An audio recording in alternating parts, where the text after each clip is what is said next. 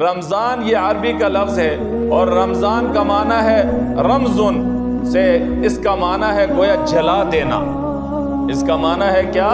جلا دینا۔ تو گویا اللہ تبارک و تعالی اس مہینے میں گناہگار لوگوں کی برائیوں کو جلا دیتے ہیں، ان کے گناہوں کو جلا دیتے ہیں، ان کی نیکیوں کی وجہ سے، ان کے توبہ کرنے کی وجہ سے اللہ کریم جو ہے گناہوں کو جلا دیتے ہیں۔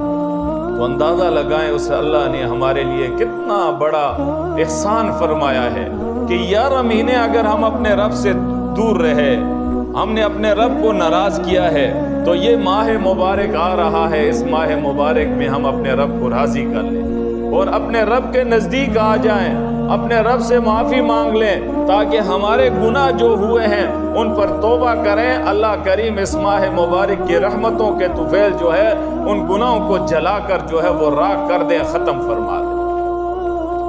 اور بعض روایات میں آیا ہے کہ سید الشہود، یہ مہینہ سارے مہینوں کا جو ہے وہ سردار ہے، سارے مہینوں کا سردار ہے، 11 مہینوں کا سردار یہ مہینہ ہے، رمضان کا مہینہ۔ اور ایک حدیث مبارک میں نبی علیہ السلام کا فرمان ہے کہ رمضان شہر اللہ، رمضان اللہ کا مہینہ ہے، رمضان اللہ کا مہینہ، باقی بھی سارے اللہ کے مہینے ہیں، لیکن اللہ کے نبی نے فرمایا یہ خصوصیت کے ساتھ یہ رمضان کا مہینہ گویا یہ اللہ کا مہینہ ہے، اور فرمایا کہ سارے مہینے اللہ کے ہیں لیکن خاص طور پر رمضان کے مہینے کو اللہ کریم نے فرمایا یہ اللہ کا مہینہ ہے۔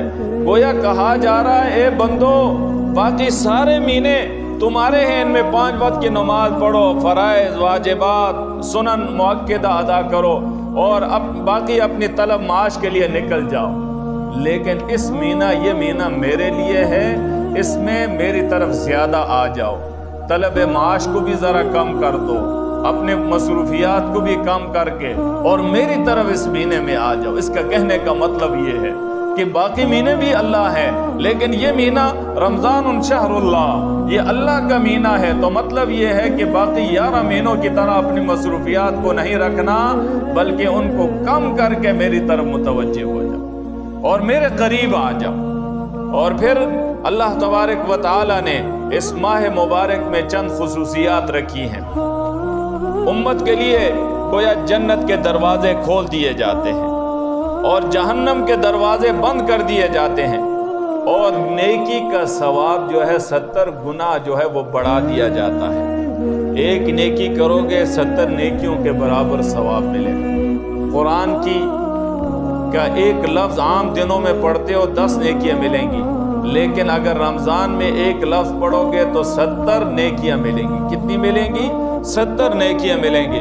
اور اللہ تبارک و تعالی اس ماہ مبارک میں گویا کہ فرض کو جو ہے گویا کہ نوافل اور سنن کو فرض کے مقابلے میں لے آتے ہیں اور گویا کہ فرض کے برابر جو ہے اس کا ثواب عطا فرماتے ہیں۔ اور پھر حضرت سلمان رضی اللہ تعالیٰ عنہ فرماتے ہیں کہ نبی اکرم صلی اللہ علیہ وسلم نے شعبان کی آخری تاریخ میں ہم سے واعظ فرمایا اور فرمایا اے لوگو تمہارے اوپر ایک ایسا مہینہ آنے والا ہے اور ایک ایسی رات ہے جو 1000 مہینوں سے بڑھ کر ہے۔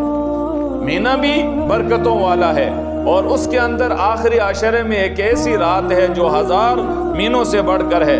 اللہ تعالیٰ نے اس کے روزے فرض کیے ہیں اور اس کے قیام یعنی تراویح کو عبادت میں داخل فرما دیا ہے، اور جو آدمی اس میں نفل ادا کرے گا اس کو ایسا ثواب ملے گا جیسے غیر رمضان میں اس نے فرض ادا کیے، اور جو اس میں ایک فرض ادا کرے گا وہ ایسا جیسے غیر رمضان میں اس نے 70 فرض ادا کیے۔ اندازہ لگائیں غیر رمضان میں گویا کہ ایک فرض اور رمضان میں گویا کہ فرض ادا کرو گے تو گویا کہ 70 فرضوں کے برابر اللہ کریم جو ہے وہ ثواب عطا فرمائیں گے۔ اور فرمایا یہ صبر کا مہینہ ہے اور صبر کا بدلہ جو ہے وہ جنت ہے، اور یہ لوگوں کی ہمدردی اور غم خواری کا مہینہ ہے۔ اس مہینے میں مومن کا رزق بڑھا دیا جاتا ہے۔ آپ نے اندازہ لگایا ہوگا اس مہینے میں اللہ کریم مومن کے رزق کو بڑھا دیتے ہیں یا نہیں بڑھاتے؟ عام دنوں میں کھانے کو دیکھیں اور رمضان میں دیکھیں۔ اور میرے بھائیوں اس رمضان کا مطلب یہ بھی نہیں ہے کہ سحری کے وقت خوب سیر ہو کر جو ہے منہ تک کھا لیا جائے، اور پھر افطاری کے وقت خوب جو ہے پیٹ بھر کر جو ہے منہ تک کھا لیا جائے کہ اب تراویح کے اندر کھڑے ہونے کی سکت اور طاقت نہ ہو. نہیں، یہ صبر کا مینہ ہے. تو مطلب اس کا یہ ہے کہ سحری کے وقت بھی اتنا کھائیں جو ضرورت کے تحت. دیکھیں اللہ کے نبی صلی اللہ علیہ وسلم نے فرمایا ایک آدمی کا کھانا 2 آدمیوں کے لیے کافی ہے, 2 کا کھانا 3 آدمیوں کے لیے کافی ہے.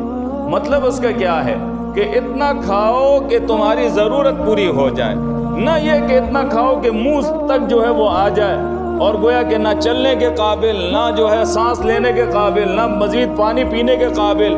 لہٰذا اتنا نہیں, تو اتنا کھاؤ جتنے جو ہے تمہاری ضرورت ہے. تو گویا کہ ایک آدمی کا کھانا جو ہے وہ 2 کے لیے کافی ہو جائے.